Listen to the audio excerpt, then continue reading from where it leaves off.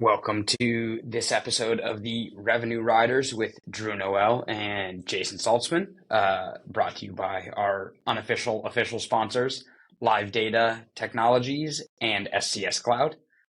This week we have Chris Alto joining us from Zipper. Chris and I, like almost everyone will have on this show, met originally via LinkedIn.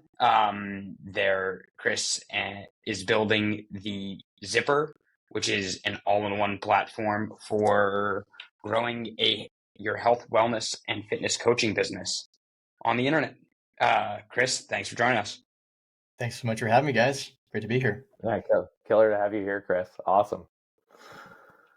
Cool. So, Chris, super interesting what you're building at Zipper. Before we get into it, I mean, we're coming off the Thanksgiving weekend, and I think I just want to see what everybody got up to, just in terms of outdoor time or family time, any crazy activities, anything especially epic that anybody got up to. I wish.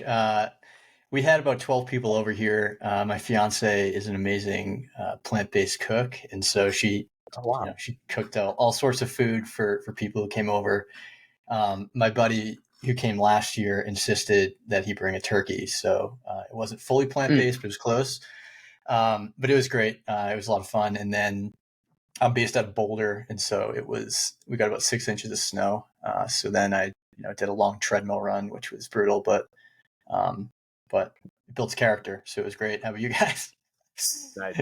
How long was the treadmill run? Because I spent time on the trainer during last week, but luckily it was sunny this weekend, even though I wouldn't say extremely cold, but pretty cold in Northern California. Then got to ride outside, but I'm super interested to hear how long the treadmill run was. I wish I could say it was 30 miles, but it was 10 and a half, and I was like, I'm so over this. But that's totally that's about 9.5 miles longer than what I would count as a long treadmill run. So yeah, it's perfect. Awesome. Yeah, Jason, what about you? As both of you talk about weather, I don't get to complain at all. I spent 25 hours on the bike over the course of 5 or 6 days in shorts and short sleeves. So I made the most of the Santa Barbara winter, quote unquote. And got to spend a bunch of time on the bike with friends, on the bike with family. And sort of had a low key local Thanksgiving, including one jaunt to the Santa Monica Mountains for a little bit of variety. Nice. That's awesome. Yeah, we had some killer group rides up here in NorCal, and in Auburn, actually, on Folsom and Auburn, we had the Thank Ride, which is actually put on by Dialed Health, and Enjoy Cycling Club. So that was pretty cool. We had over 100 people on that ride, and so there's a segment on Indian Hill Road which rolls from Newcastle to Auburn, and it's kind of a famous power climb segment, and it just exploded into people just going for PRs and KOMs, and it was just pretty gnarly, having 100 people out there going after that stretch, which is a 2-mile climb.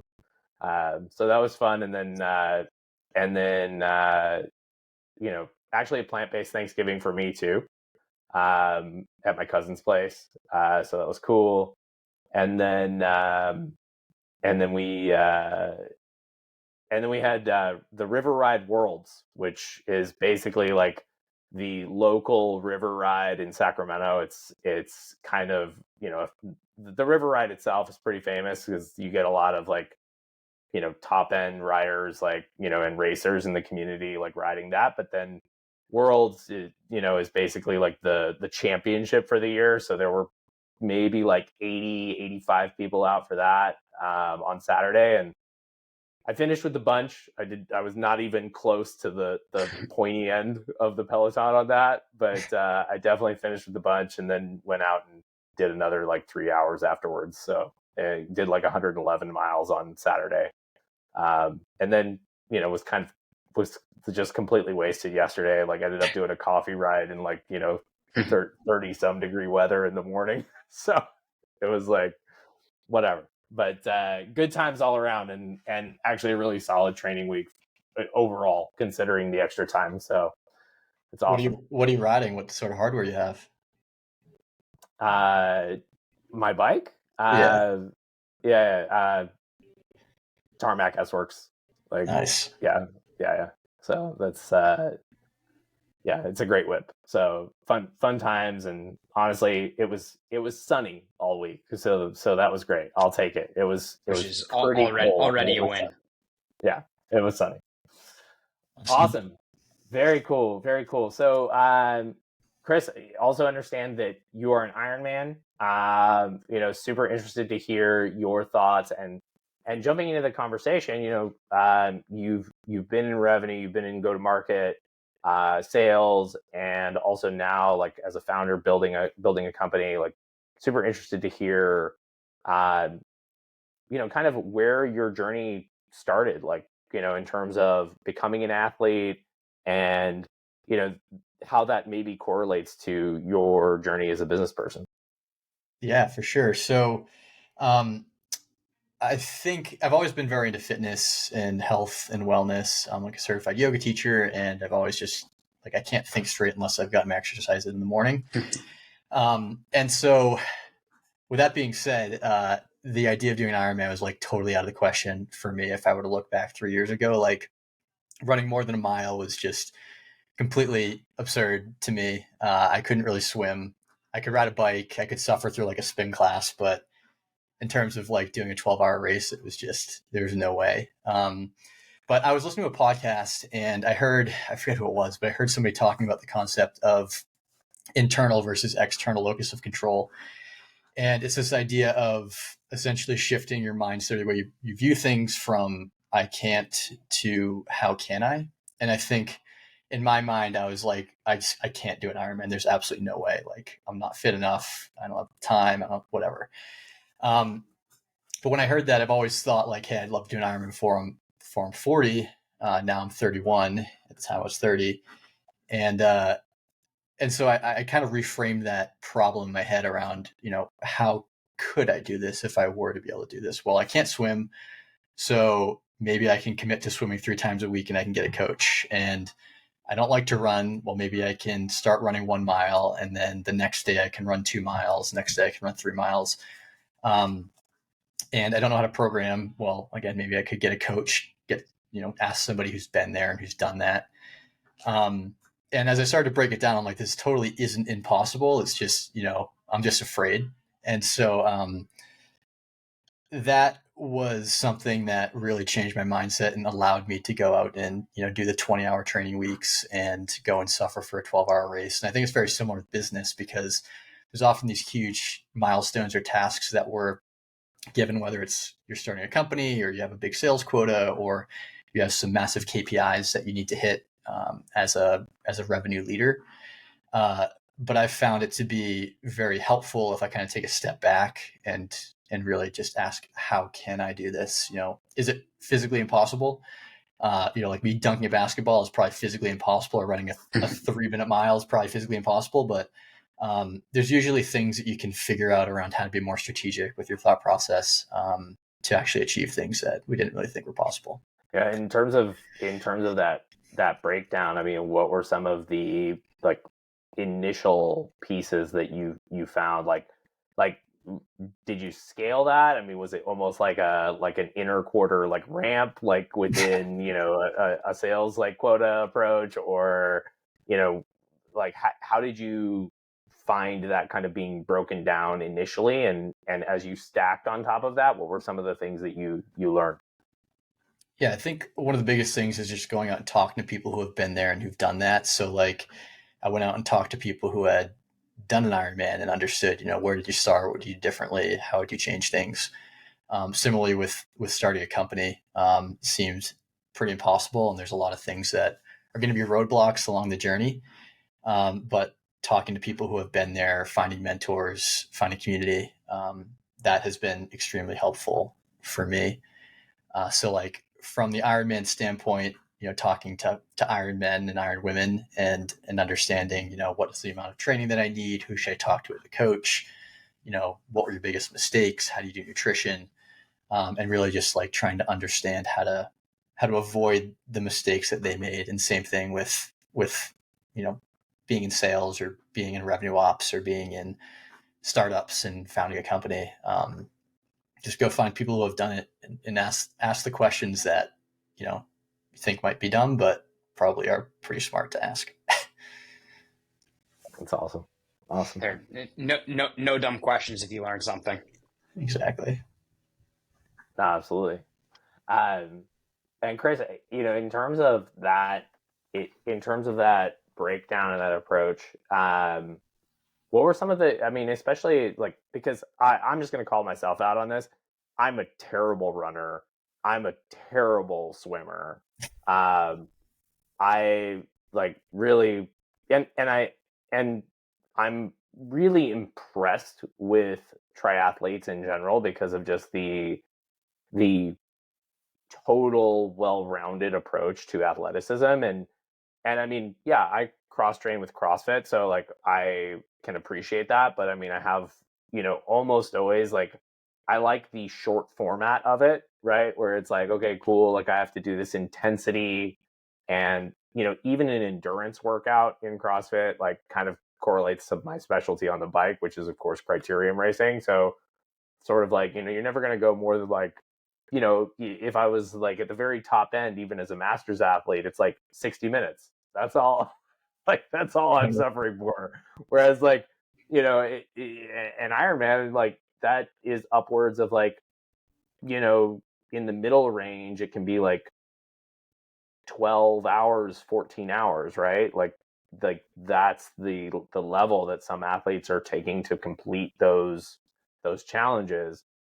So I think it's a very different mental space, and I'm super curious about your experience of that, and probably how yoga may have informed that, right? Because if you're your experience with yoga, I think I found that like, recovery and stretching and that like quiet time in relationship to my athletics is something that's actually hard for me to like focus on, right? Because I'm going like, it's like that's extra, right? And it's not necessarily part of the core routine.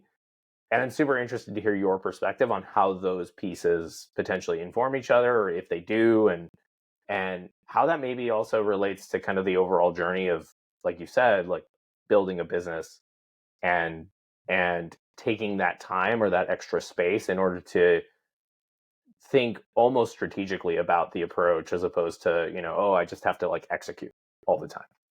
Yeah. There's this famous saying in yoga, I think it was by Iyengar, who's a famous yogi. And he says, the position starts once you want to get out of it. And so there's like, so essentially the Muhammad Ali quote that I don't start counting until it starts hurting. Yeah, something like that. Awesome. That's Yeah. awesome. So I think it's similar. Like, I don't really enjoy running. I don't really enjoy swimming, but I think it teaches me about my limits, and I think it makes me a better person when I'm able to suffer and I'm able to essentially figure out who I am. I think one of the lowest points of my training was it was snowing out and I had to get a 6-hour ride in. And so I hooked up Zwift and bought and had like 5 bottles ready to go and like all sorts of snacks. And I sat in the trainer for 6 hours and stared at the wall. And that was like, I'm sure you guys have been somewhere similar, but I was about 3 hours in and I wanted to die. And I was like, I still have 3 hours of this left. This is hell. So It's maybe you guys can relate. No, I absolutely can relate. But these are the things that freak people out when you do something like that. Like I was delirious when I did that. I did it as part of the Festive 500 like 2 years ago. I was like behind schedule and it was like raining and it was like the last day of the challenge, and I was like, I have to do a double metric today to finish and I did a double metric on the trainer. And I was like, and people were like, "Are you completely nuts?" And I was like, "Well, I feel nuts." Like I've lost my at mind. the end of the thing. Yeah. I think the answer is yes. Yeah. And I'm proud of it. Like, I think about doing it. I did it on, right, the longest trainer ride I ever did was when I was 13 years old on a set of rollers for 4.5 hours. And, again, I don't know what in me at that point other than the thought of, well, this must be what the pros do. And if I want to be pro one day, right, I'm the gung-ho 13-year-old sitting on a pair of rollers staring at the backside of a garage door for 4.5 hours. And I mean that's next level against everyone's better judgment. Like, I mean, at least I had like my like adult like premium pain cave with like Zwift running, and I binge watched like the entire like first season of The Witcher, which is like terrible. It's so bad. But it's like enough, like it's so bad that you don't actually have to like pay attention to it, but it like kind of like is there and like sort of like strangely entertaining and like just entirely gratuitous in most ways. Like there just needs to be like violence, I feel like, or like some sort of action where you can watch it and be like, this is getting me pumped up. Like yeah, I mean I'm thinking about it. I'm sure that Lose Yourself by Eminem in on repeat, whatever that was, 2010 was, right, I had the over the years Beats headphones and probably listened to that every second song for 4.5 hours and couldn't listen to it again for a week. But if you get yourself hyped up and you sort of have your reason for doing it, it's always impressive what you can do and then what you can look back on and have learned maybe about yourself at the time. You either learned something or you just blacked out. Like that was it. Like like 5 well, hours, I mean, 45 minutes you blacked out, and then 15 minutes you're like, I can't even imagine. I've had plenty of teammates over the years from much colder parts of the world than sunny California who spend all winter doing it. They're on the trainer 3+ hours, 5+ days a week for 3 months. And it blows my mind. Yeah, it's next level. And then they all show up to training team camp in January super, super fast because you only do intensity when you're on the trainer and you're trying to make it go faster. But the second it gets over 60 degrees outside, they're all cracked. So it's a fascinating thing. I think this is one thing. We're talking about weather, and I have that intensity coming up this next Saturday because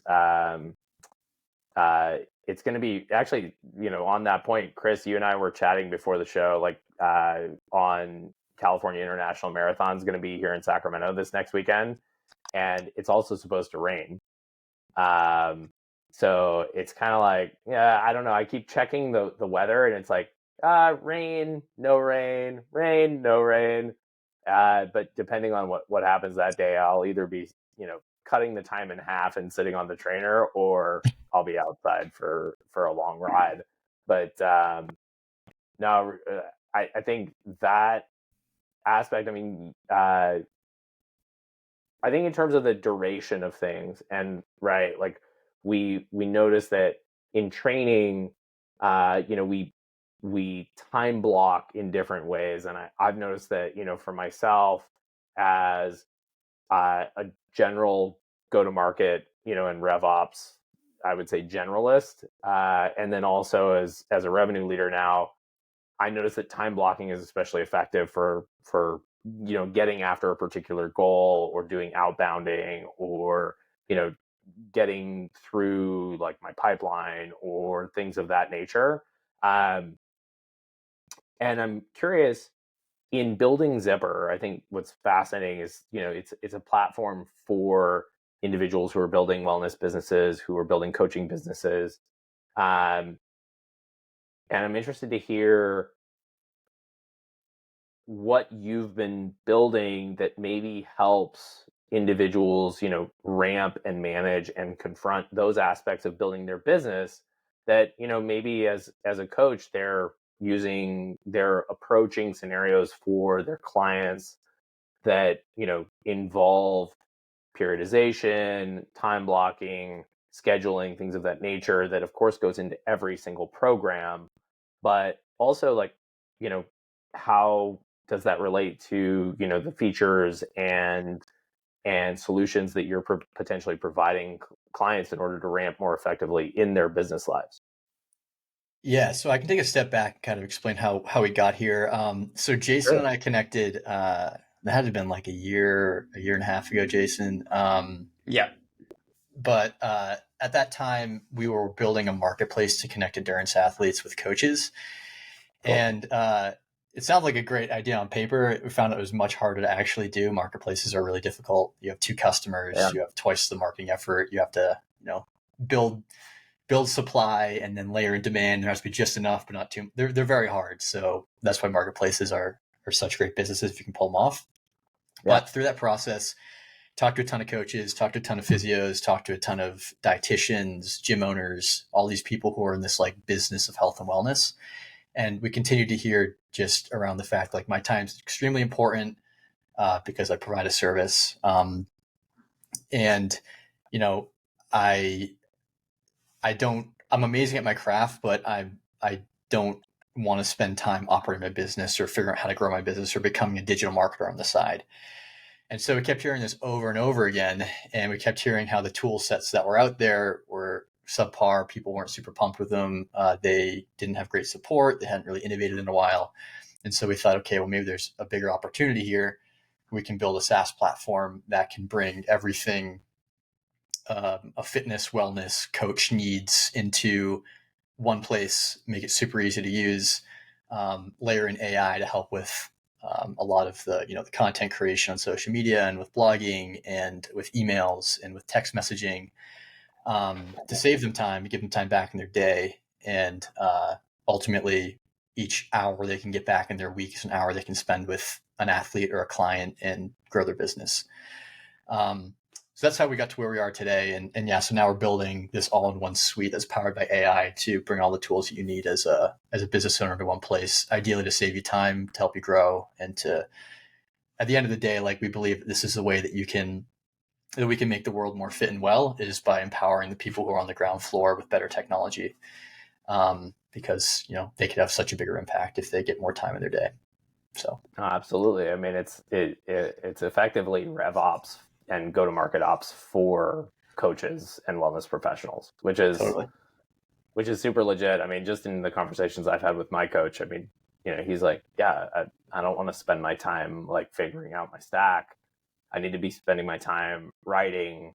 I need to be spending my time working with clients, things of that nature. Learning, getting up to date on the latest research, right? All of the things that make the true coaching aspect of running a coaching business the primary focus. And there's, at this point, right, I think especially with AI, we'll see that a lot of the things that look like cookie cutter training plans now that you buy for $49 a month that have sort of been dismissed by a lot of people, and they need the human connection and the adaptability to everything. Those will go away, but they'll become augmented by AI in a way that they become a more viable solution. So you need, as a true coach, to up your game on all the other operational elements of running a coaching business, right? Bringing in clients, explaining your value, running the entire back end of a business,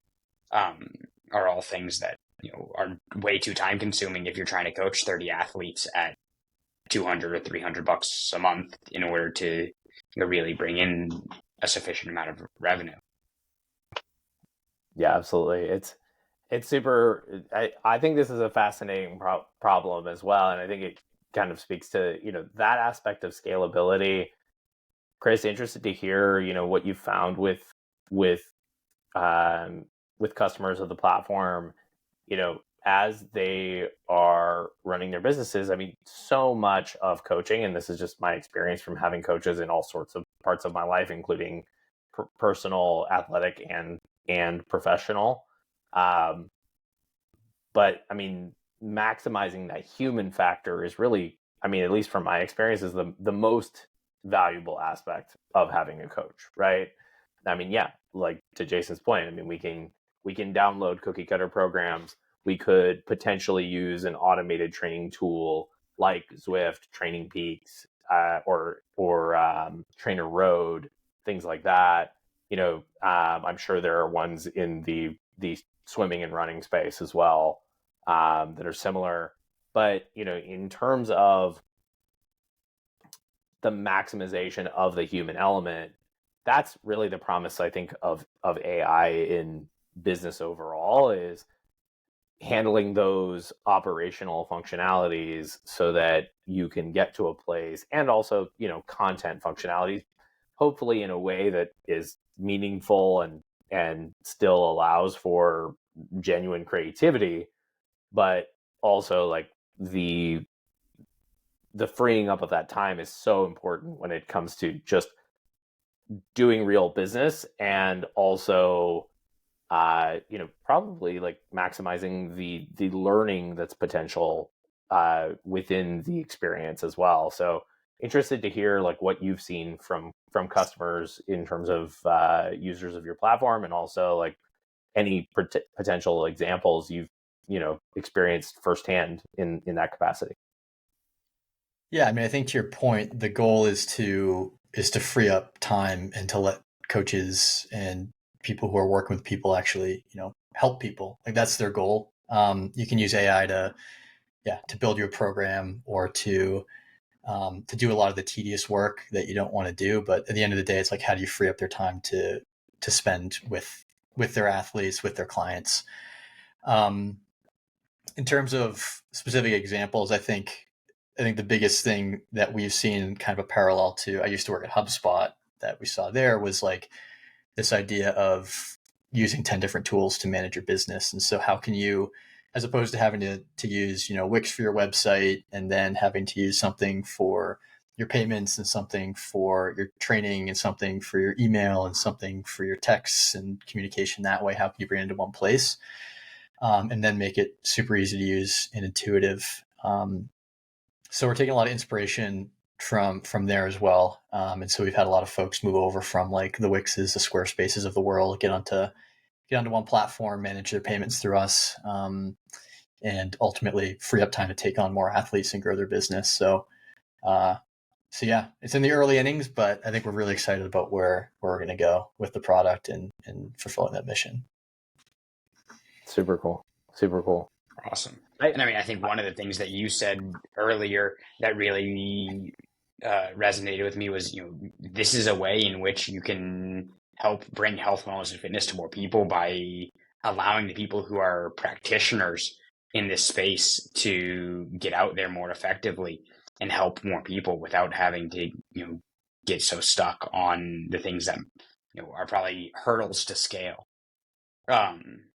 So that in and of itself is a very loud and proud mission to get Well, it's behind. the network effect, right? It's if you can help one person who's helping 50 people, then it's going to have a much bigger impact than just helping one person off, here and there. So yeah, that's our belief and our hope, and we think if we can empower those folks with better tech, then hopefully we can make the world healthier, more fit.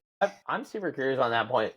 What I noticed is that there are tons of athletes. I mean, this is true, that kind of just go like the pure volume route, and they kind of train harder and not smarter most of the time.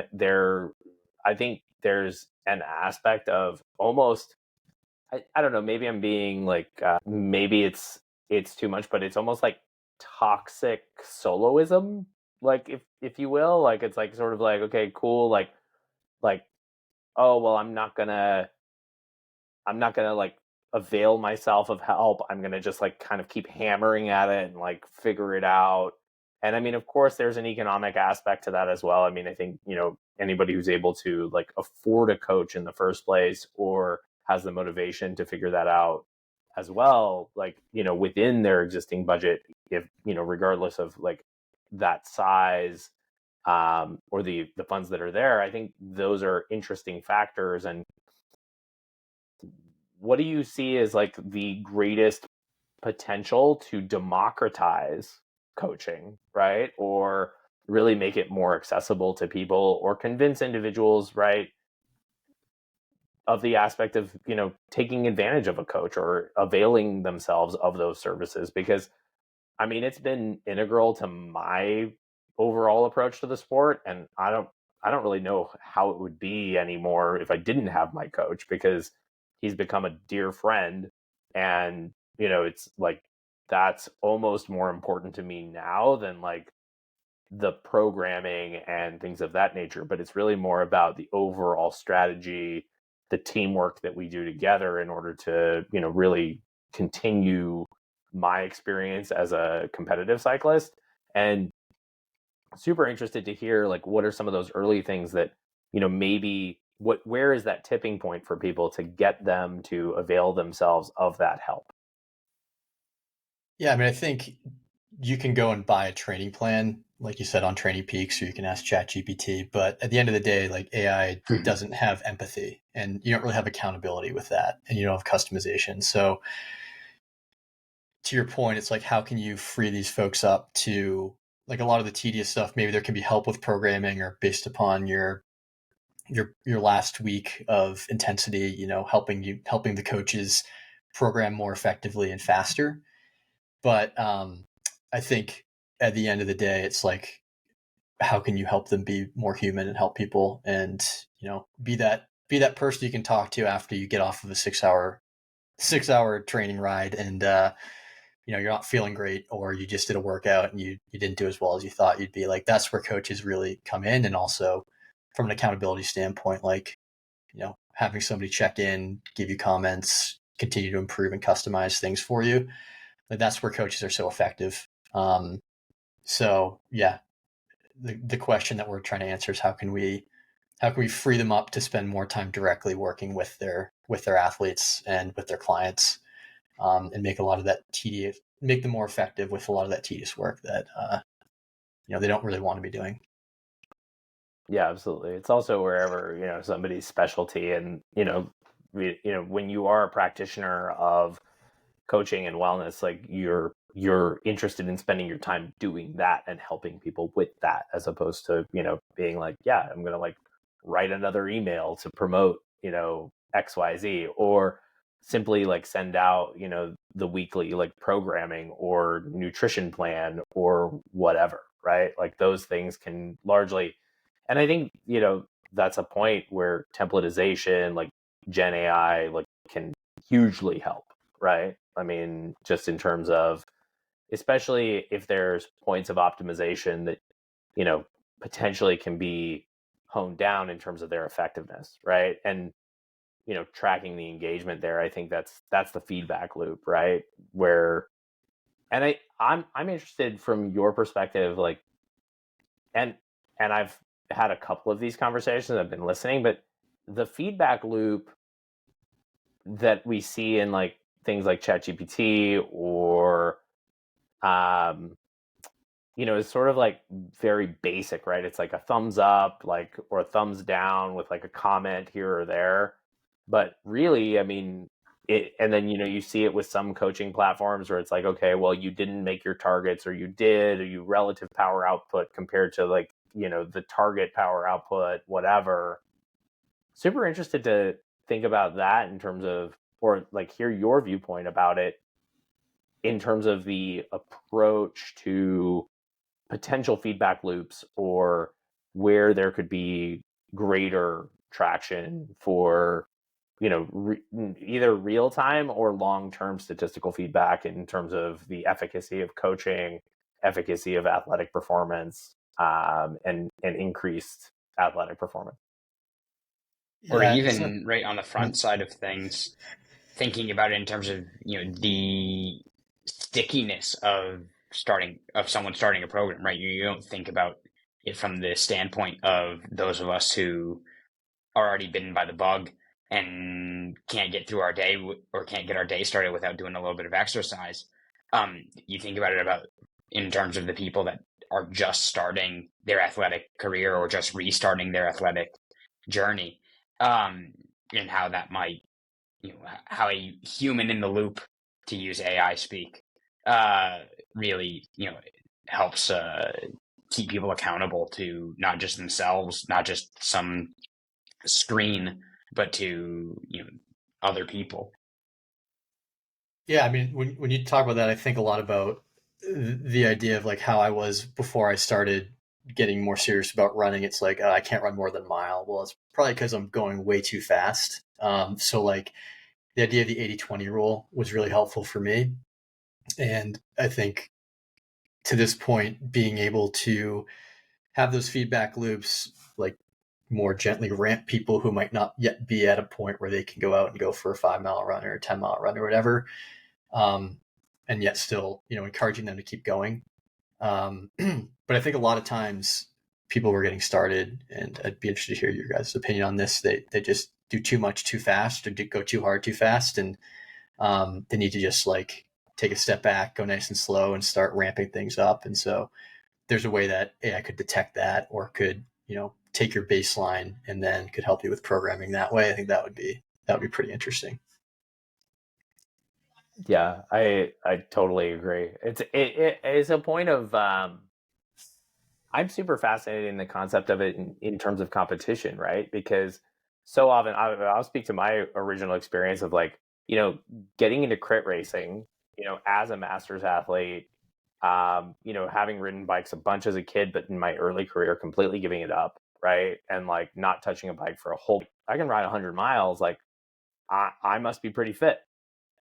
And then like getting to those first crits at like the Fremont early birds and like completely blowing up after like 10 minutes and just getting dropped, right? And just being like, oh wow, this is like something entirely different, right? In terms of fitness level. But just the fact that I love the aesthetic as much as I did was what kept me going, right? It was like, I love the idea of this. I love just the fact that I'm here in this scene, and I could like kind of put aside the fact that I sucked. Like I was just like terrible at it at first. And so it's like just coming back and like enjoying the community aspect of it was so integral. But I think that that's hard, for people who aren't necessarily like, I mean, I will admit, like I'm a hyper extrovert. So it's like, okay, cool. I'm just like down to party. Right. But it's like, if somebody, is like, well, I'm here because I want to win, or I want to like beat other people, but maybe they're not up to that level yet. And that's the primary motivation for them. I think trying to accommodate that some way through statistical analysis, AI, or like weighted handicapping, I think is a really interesting question, right? In terms of the future of sport, especially as somebody's like at the entry level, right? Because at the elite level, no, that's not needed. It all comes down to like a few seconds here or there, or, at most, I mean, you look at like the Grand Tours this year, they were super close. I mean, or not the tour. The tour was not close, but up until like the last week, it was really close. But if we look at the Vuelta, it was super close, right? At least initially, and these factors are really fascinating around how to create the initial motivation or the wins for individuals when they may not actually have the ability to perform at the level that the general population of the sport requires, right? So I think that's an opportunity in itself, just to provide additional motivation. Even just yeah, you just said digital motivation, and that was sort of the phrase I was going to go for. Is especially when you think about a coach or someone who is guiding someone on the early stages of their athletic journey, but might be guiding 30 to 50 people at the same time, they don't rate. It can be very time consuming to go in and add the thumbs up emoji on every Training Peaks ride. But even just something that allows, and query whether or not it loses its flavor. If you get a thumbs up on every ride, right? At this point, we're probably all somewhat numb to Strava kudos. Not me. But I love every single one. I'm like, give it to me. I love it. Yeah, but maybe that's your extroversion. Right? If I put something on Strava and the world never sees it, so long as I went out and did the ride in my Training Peaks values look the way they're supposed to, then I'm the happy man. But That's awesome. I think to think about it in terms of how you give people the motivation that they need early on, and again to the point of how do you create the network effect and touch more people and support more people in an AI assisted manner, right? Okay, fine, you can add your coach or your coach's AI can add a meaningful comment to every ride now if it really understands, okay, you did these intervals within X% tolerance of the ride, or you put a comment in that said, hey, this was a weird ride, I didn't feel great, whatever, then an AI layer can understand that sentiment a little bit more and prompt the coach to have a more hands-on approach earlier in the week than it might have otherwise, right? If you're just, okay, I dump an athlete's week into Training Peaks or 2 weeks into Training Peaks or whatever platform the person's using, well, okay, unless the athlete has the ability or the desire to text the coach or reach out to the coach might not really look at it for a few days. But if there's something that the AI or an AI layer can detect in there, that really starts to open the world to, at least an augmented approach to human connection and the human element. Yeah, it's almost like churn detection. It's like, Yep. What sort of signs could potentially this customer is going to leave or is no longer engaging or has a higher likelihood of churn, and we need to give them some more love. So yeah, I think that makes a ton of sense. And the other thing too is more generally, I think it's super important to set A, B, and C goals. So like for my Ironman, my A goal was to do it sub 11. My B goal was to just complete it if everything goes wrong, which a lot of it did. And my C goal was just to like toe the starting line, to have the courage to sign up and to go there. So like I was at the starting line, I already completed my C goal, which is great. And then the A and the B goal were up for grabs. But when I blew up at mile 10 of the run, I could have been like, oh, this was all a waste, but I realized, okay, I'm not going to hit my A goal, but my B goal is just to complete, let's walk shuffle the rest of the way to the finish line. So I think that's also really important to think about as like an individual athlete, is like always having a couple tiers of goals. And so that way you can always be achieving things even, and ultimately things might go wrong. Yeah. Let's dig in on that really quick in terms of go to market, because if we look at like revenue organizations, rarely do we ever have a B or a C goal, right? Like it's like you have an A goal and then you have an A plus goal, right? Like that's usually like what it is. It's like, okay, your quota, and then you've got like, the B club, yeah. Yeah, you're like, okay, cool, like that's fine, like you can do that, but like, especially in ramping reps, you kind of very often like we see like activity focused goals or things like that. But what about just like, okay, cool, like cover your base or cover your salary, right? Like sell that first, right? Like, or even before that, like just get your first like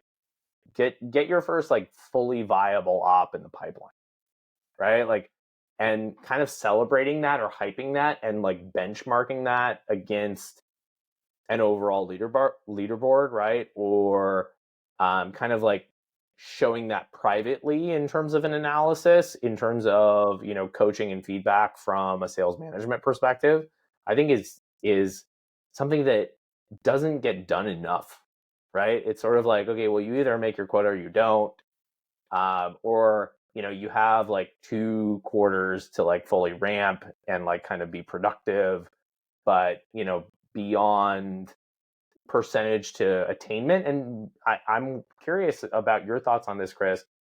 Do you think that that's a factor, not only around the mechanics of go-to-market, being, changing recently, especially with, the overall like B2B SaaS market, like being a little bit off target in general right now, but do you think there's a factor there in terms of just not really having enough good coaching within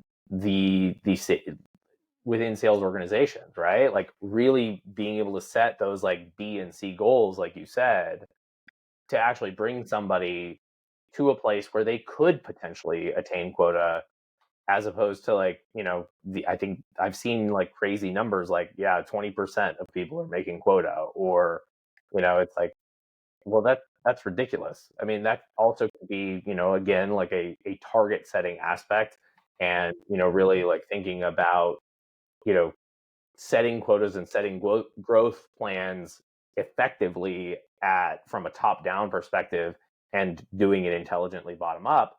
But I really want to hear from you in terms of what could we do better in go to market, in terms of maybe setting those B, C, or even D goals, right? To cut them down to a place where they are potentially attainable. Yeah, I think in a lot of sales orgs, and I've worked for both types of managers, there's a lot of negative reinforcement. So I think the more positive reinforcement that you can implement into a revenue culture, the better. Just as a quick example, like I found that people are much more receptive to, work super hard when you're complimenting them, not when you're telling them how bad they're doing. Like that demoralizes them. So I think to your point, like trying to think through as a leader, yes, it would be great if we hit quota, but like what could be a B goal that we could celebrate if that doesn't happen? Because sometimes there are things out of your control that are going to happen. And I think it also comes down to leadership at the top. It's like, what type of culture are you trying to build at your company? Are you trying to build a culture of, teamwork and celebration, and we're all going to be winners here, and we're going to help each other? And in my mind, that's a much stronger long-term strategy than, we're going to grind everyone out as hard as we can for the next 2 months, and people are going to burn out, leave, and be unhappy, and tell their friends this place isn't a great place to work. So Jason, your point, like around network effects, like starting with being positive, being kind, being helpful, I think that has a big impact ultimately on like the long-term success of a company. So trying to think through how. This is one where, right, I see this all the time in the turnover data, right? You can get a sense for the sentiment, especially of a sales team and the entry-level sales staff at a given company, and compare it to, in general, entry-level sales roles have about 75% higher turnover rate or faster turnover rate than any other role in across companies. But which companies actually do a good job of retaining that talent and moving them up to higher level sales roles or into CS roles, which is becoming more and more common? Which companies, on the flip side, don't do nearly as well and don't get reps even through that first, okay, you have 60 days to onboard and get up to speed, right? How many people lose sales reps in the first 60, 90 days?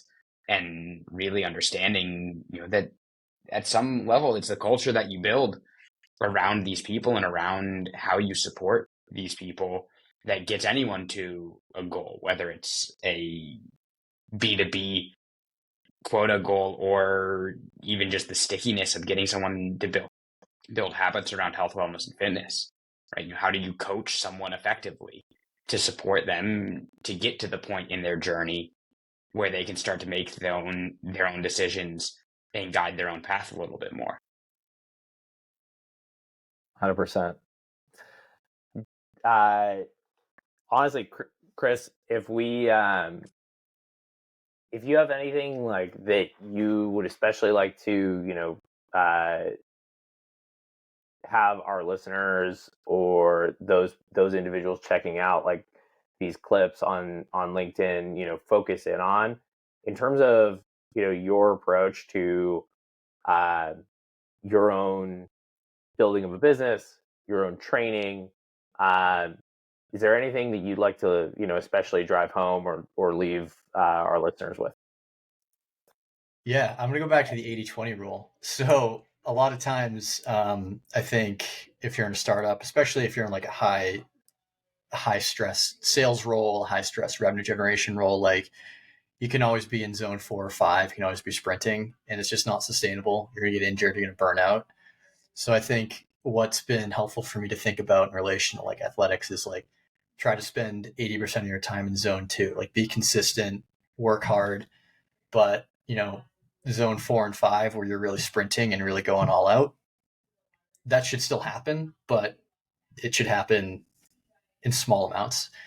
And then always taking time to recover as well. So that can mean whether going out with friends or spending time with your significant others or sleeping can be massive. So I think that those are things that I think are very important to think about no matter where you are in your career, is like spend a lot of your time in zone 2, be conversational, have those hard efforts, but always rest. And